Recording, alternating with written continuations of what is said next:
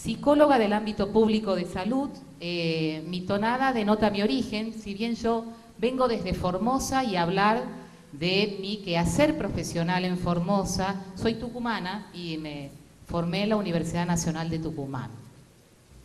A la Luisa, que no nos habíamos visto. La propuesta de mi charla sería, en mi calidad de psicóloga dentro del ámbito de salud y como integrante de un organismo de derechos humanos, que es la Asamblea Permanente por los Derechos Humanos, filial Formosa, analizar los dispositivos de atención a identidades invisibilizadas.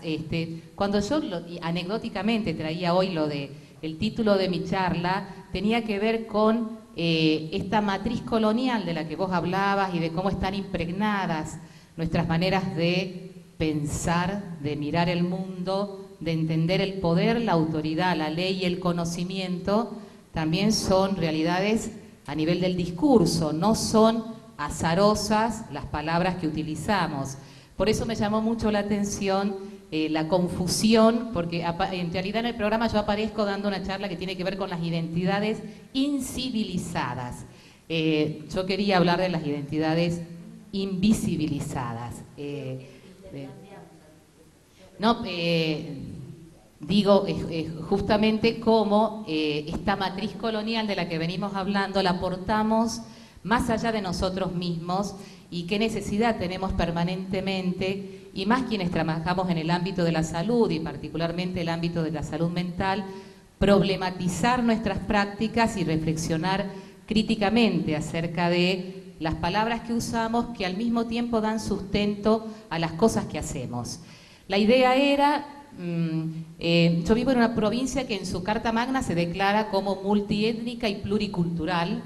Hay alrededor de 440, no, me estoy confundiendo con la primavera, pero en general hay comunidades indígenas Com, Huichí y Pilagá en la provincia de Formosa. Ahora también hay comunidades Nibaclé y hay alrededor de 40.000 habitantes pertenecientes a estas diferentes etnias. Yo ahí me preguntaba a qué etnia pertenezco yo, porque también utilizamos la denominación etnia para unos y, digamos, criollos, campesinos. Me gustó cuando utilizaste grupos culturales, distintas formas de grupos culturales, pero la denominación de etnia se utiliza para Diaguita, Calchaquí, Com, Pilagá, Huichí, pero los blancos aparentemente no tenemos etnia, ¿no? La idea era analizar los dispositivos de atención desde una institución pública de salud, pero a partir de mi posicionamiento en un lugar que es un organismo de derechos humanos, que es la PDH. En ese sentido, me propuse analizar también cómo construimos en nuestras prácticas, y que tiene que ver con nuestra formación en las universidades públicas, la cuestión de la otredad, quién es el otro, y cómo, a veces sin darnos cuenta, nuestros quehaceres profesionales tienden más a profundizar la estigmatización con la secuela de marginarlos y excluirlos sobre todo del goce de las políticas públicas. Siento que además eso tiene que ver en consonancia con lo que estuvieron hablando las personas que me precedieron en las mesas, no con una casualidad o que es obra del azar, sino que tiene que ver con toda una construcción sociohistórica, con toda una concepción además del conocimiento y del poder y de la ley y de la autoridad, y que me remite a mí a lo que se ha denominado cultura de la exclusión. La cultura de la exclusión está ligada al proceso de la conquista de América, luego a la constitución de los estados nacionales, particularmente de nuestro estado nacional, y a partir de ahí se construyen identidades hegemónicas, que es el europeo en esa época, español, blanco, occidental y católico, ¿no? Perdón, claro, heterosexual. Hoy cuando estaba escuchando algo de eso, heterosexual, perdón, sí. Europeo, blanco, fundamentalmente español, católico, heterosexual, luego individuo propietario, porque era aquel que tenía alguna propiedad. Así surgen las declaraciones universales de derechos humanos también, ¿no? Y que esa construcción de identidades hegemónicas justamente es la que va a justificar los distintos genocidios de América. El primero de ellos, hace más de 500 años, el genocidio indígena, sobre cuyo pie o sobre cuya plataforma es posible que se instale luego el último genocidio de la dictadura cívico-militar desde el 76 hasta el 83. Y por último, digamos, como prioritario, que es algo que a mí generalmente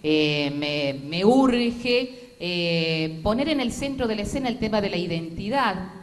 Todos aquellos que trabajamos en el ámbito de la salud mental, fundamentalmente, la identidad es algo constitutivo y necesario a la hora de pensar en algún tipo de abordaje en torno a la salud mental y fundamentalmente en torno a un paradigma centrado en los derechos humanos. En mi caso particular, hablo particularmente de la identidad indígena, perdonen la redundancia, y la idea era discutir con ustedes un enfoque basado en la interculturalidad. Alguien había utilizado hace un rato, trajo una poesía que hablaba de la posibilidad de construir puentes entre y la integralidad basado en el paradigma de los derechos humanos. Las personas con las cuales yo interactúo en mi práctica cotidiana en general pertenecen a las comunidades, a los pueblos Com, Wichí y Pilagá, y en general los psicólogos trabajamos en situaciones de padecimiento subjetivo donde hay una identidad que está fragilizada, avasallada y que se encuentra en situaciones de desamparo y desvalimiento. No puedo acompañarlo en un proceso de procurar alguna forma de alivio, de restituir esa identidad avasallada, sino es a partir del reconocimiento de su singularidad, su historia y su peculiar manera de entender la vida y el conocimiento. En este sentido hablo de la urgencia que tenemos y como un posicionamiento ético y político de quienes trabajamos en el campo de la salud mental, de pretensiones con las cuales interactúo en un espacio de encuentro, porque siento que cotidianamente me encuentro con la diversidad. Su característica principal justamente es la heterogeneidad y la riqueza de la diferencia. Siempre que pienso, y esto lo tomo mucho de la forma en que yo fui formada en la universidad,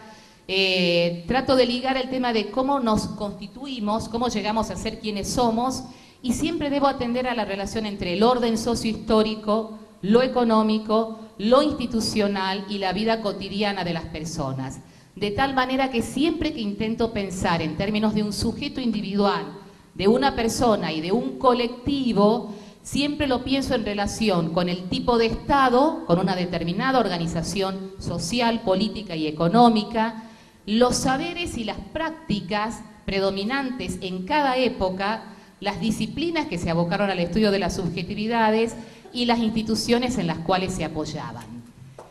Atender entonces al sujeto de mis prácticas, pero fundamentalmente a sus condiciones concretas de existencia, a sus formas particulares de ser, de sentir, de pensar y de hacer, es decir, atender a su cultura. Previo a eso, en la práctica pública, digamos, en salud y particularmente en salud mental, en ese espacio de encuentro, nosotros estamos en un escenario que está surcado por legalidades y normativas que de alguna manera me van planteando de qué me debo ocupar, de qué nos debemos ocupar los psicólogos e incluso de cómo debemos ocuparnos. E incluso de alguna manera está normatizado y escrito las problemáticas en las cuales yo me fijo y la denominación que debo darle. Vuelvo para atrás también. En ese espacio cotidiano de la práctica en salud, también vivo en mi propia piel y en la piel de aquellos con quienes me encuentro en mi quehacer, los efectos que las políticas públicas producen en la vida cotidiana de las personas. Siento que además las condiciones materiales y concretas de vida, si tengo una casa, si tengo un trabajo, si tengo la posibilidad de acceder de ir a la escuela, si he podido estudiar o si tengo la posibilidad de una atención igualitaria en la justicia, eso también determina las posibilidades que yo tengo o no de gozar de los beneficios de las políticas públicas. prioritario entonces atender a la identidad cultural. Tomé algunas definiciones de cultura, las que tienen que ver con formas y modos adquiridos de concebir el mundo, de pensar, de hablar, de expresarse y organizarse socialmente, a su vez que suponen una normativa para la interpretación y producción de significados. Son prácticas construidas, transmitidas por los miembros de un grupo social, sea a través de la tradición oral y de sus escritos. A veces olvidamos mucho de la transmisión oral que hay en varias de las comunidades indígenas, expresada a través del mito, el arte, el lenguaje, la ciencia y la religión,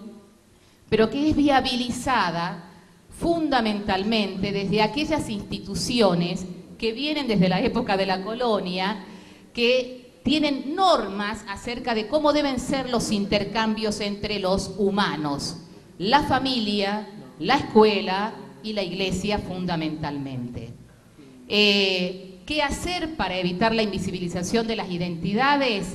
Esto por ahí como que una utopía, pero la posibilidad de, desde una intervención, desde la psicología intercultural, la posibilidad de construir puentes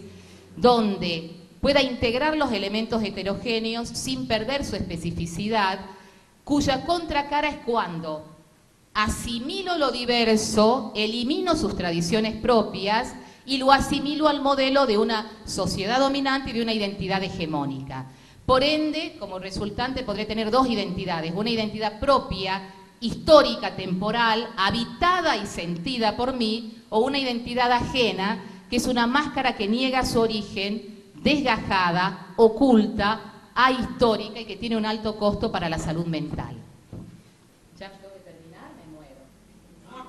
Bueno. Pero ya es mucho, sí. Traía que veníamos de un Estado-nación que se ha erigido a partir de varios genocidios, siendo el primero el genocidio indígena. Quiero traer las palabras de Ulloa. Siempre me emociono cuando hablo porque creo que es el que nos permitió pensar también en algunos términos lo que significaron los regímenes dictatoriales y el Estado terrorista, ¿no? Los regímenes genocidas instauran un régimen basado en el terror, el control y el disciplinamiento. Traigo estas palabras porque para los psicólogos tiene mucho que ver, y en esto de ser agentes o promotores del cambio social o agentes de salud mental, la palabra control y disciplinamiento está bordeando muy cerquita de convertirme en cómplice de un orden o de repetir un orden de dominación, dominado, explotación, explotado, donde intento normalizar e incluir a otros hacia una identidad hegemónica o dominante. Ulloa nos permitió pensar que a través del terror y del control y el disciplinamiento se instala un estado superior al miedo que paraliza, y que cuando esto se perpetúa en el tiempo, llevamos 500 años de esa matriz colonial, luego de los 37 años de la última dictadura militar, que cuando esto se perpetúa en el tiempo, en general yo tiendo a mimetizarme con él, a naturalizarlo, y lo vivo como si siempre hubiera sido así, no como algo que es una construcción sociohistórica. Y la gravedad de esto es que no puedo tomar distancia, se transforma en una estructura absolutamente sólida, de tal manera que no puedo pensarlo, pero no por ello esto deja de producir padecimiento subjetivo. Tomo también el concepto de Ulloa cuando él hablaba de que si hay formas de entender la sociedad y las relaciones entre los hombres que tomaron fuerza durante los gobiernos dictatoriales y durante las prácticas sociales genocidas, tenían que ver con la cultura del terror, de la mortificación y de la exclusión, que son dispositivos por los cuales yo tiendo a eliminar al diferente, pero no solo elimino el pensamiento de aquel que disiente con aquel pensamiento que se pretende hegemónico, sino que además elimino al mismo que porta dicho pensamiento. Y trae el concepto de encerrona trágica, que me pareció importante, porque él dice que si hay algo absolutamente cruel que se instala en la situación de tortura, y es que uno queda a expensas de aquel que al mismo tiempo que me puede hacer sufrir y me puede matar, es aquel que puede garantizarme la vida. hice una transpolación, que algunos me podrán insultar por lo que estoy por hacer,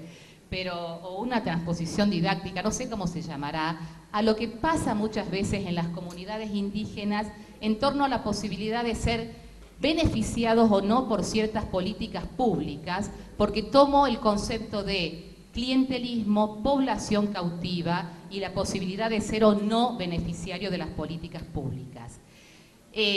Un dilema al que nos enfrentamos cotidianamente quienes estamos en el organismo del cual formo parte y también desde mis prácticas en salud tiene que ver este encuentro que me encantó hace un rato cuando dijiste, creo, lograron darle un piso de legalidad a lo que ya era legítimo. En las demandas de los pueblos originarios en general, cuando acompañamos su demanda organizada ante el Estado en defensa de sus legítimos derechos, porque consideramos que somos par en el sentido de que somos ciudadanos, sujetos titulares de derechos y con valor para la autoría de la palabra y con valor además para decir qué es lo que quieren para su propia vida, siempre nos encontramos en el conflicto entre apoyamos los cortes de ruta, apoyamos, ya termino, las tomas de vivienda, apoyamos los asentamientos y viene este juego entre lo legal y lo legítimo y si lo legal justamente resulta justo frente a las necesidades. Sí, había preparado mucho para hablar. La verdad es que a mí me importa que podamos pensar como un posicionamiento ético que nos trabajamos en el campo de la salud mental, la imperiosa necesidad de conocer las distintas declaraciones, tratados y convenciones en torno a los derechos humanos en general, pero particularmente en cuanto a las poblaciones indígenas o pueblos originarios, el convenio 169 de la OIT y la Declaración de los Derechos de los Pueblos Indígenas. Entender que el proceso de la conquista colonizó el poder, el saber, el ser y las distintas organizaciones de la República y sus instituciones, la escuela, las instituciones de salud, las instituciones de justicia. Por lo tanto, cuando intentamos lograr alguna forma de alivio al padecimiento del otro y de acompañarlo en su proceso de restitución de condiciones dignas de vida, partamos primero de esa consideración de que estoy con un par,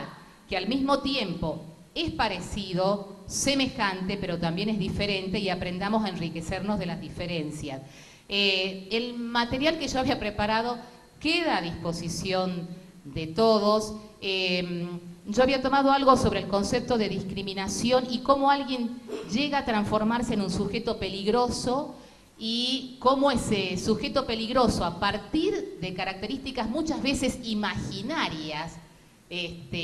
lleva a ser privado del goce de los derechos que nos corresponden a todos y a cada uno de nosotros.